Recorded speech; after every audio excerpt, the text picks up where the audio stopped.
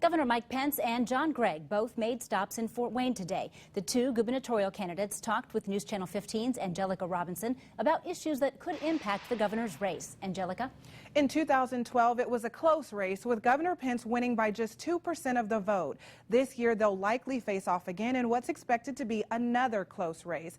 Probably one of the biggest issues on the table is civil rights. Just yesterday, a bill passed through Indiana's state Senate that would give civil rights protections to gay, lesbian, and bisexual people, but it leaves off transgender. I asked Governor Pence about that bill. We'll give careful consideration to any matter that the legislature sends to our desk, but as I said in my State of the State address, I made it quite clear that legislation must be consistent with the Constitution. This new measure comes off the heels of a controversial religious objections law that passed last year.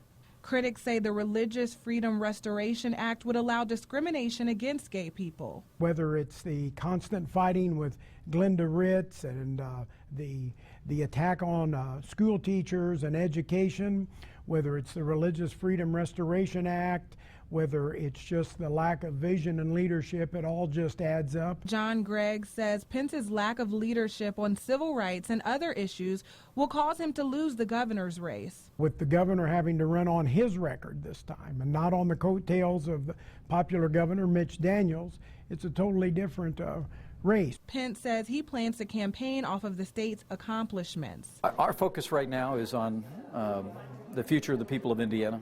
And doing the job as governor. But I do look forward in the months ahead to be able to be out on the campaign trail and telling the story of the incredible progress that our state's been making.